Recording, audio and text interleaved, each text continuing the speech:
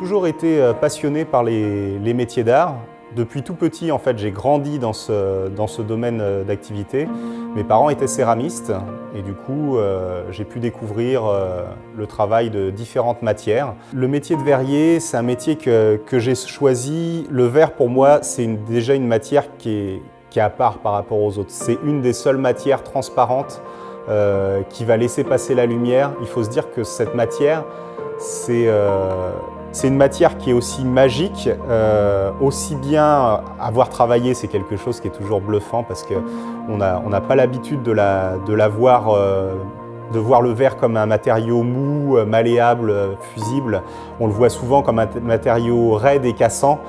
Quand on le travaille, c'est tout l'inverse. C'est un petit peu comme du caramel, quoi. On va pouvoir l'emmener là où on veut.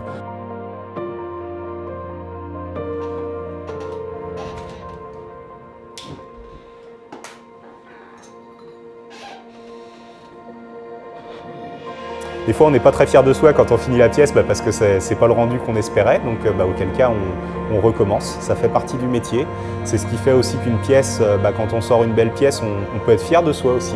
C'est pas une tare d'être fier de ce qu'on réalise, sans que ce soit pris pour de la vantardise ou des fois on sort une pièce et on se dit je suis content de moi, je pensais pas la réaliser aussi bien, je pensais pas que ça allait rendre aussi bien.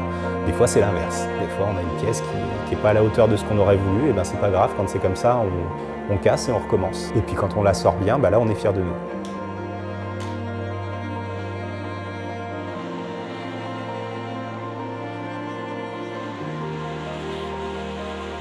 Ce que je vais dire, ça va être valable pour le métier de verrier comme pour n'importe quel métier manuel. C'est un plus d'avoir une bonne base en dessin. Pourquoi une bonne base en dessin? Parce que ça va permettre d'avoir un œil pour des proportions.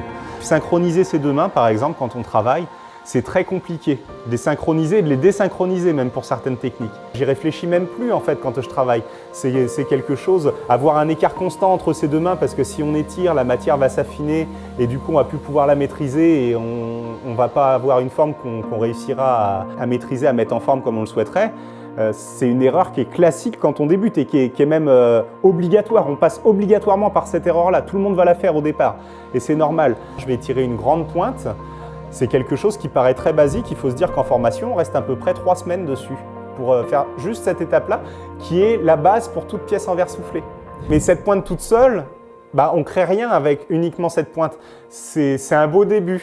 Après, c'est à nous de raconter une histoire par la réalisation du flacon.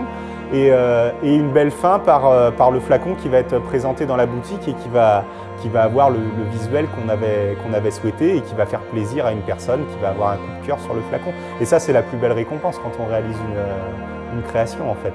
Ça va être de se dire, voilà, j'ai mis une partie de moi, une partie de mon cœur, une partie de mon âme dans une collection, dans une réalisation et c'est ce qui a touché la personne quand elle a vu la pièce. C'est ça, elle a acheté un bout de moi aussi en même temps. Voilà. Et ça, je pense que c'est quelque chose qui est assez difficile de mettre des mots sur ces choses-là. C'est quelque chose qui se ressent en fait. Et il y a des personnes à la limite qui vont être émues quand ils vont nous acheter la pièce. Et ça, c'est émouvant du coup pour nous aussi parce que c'est vraiment avoir réussi à faire plus qu'un objet en fait. Voilà, à transmettre aussi une émotion à travers l'objet. Et ça, c'est vraiment quelque chose de plaisant dans nos métiers. Je suis Adrian Collin, je suis verrier d'art au Chalumeau et je suis meilleur ouvrier de France.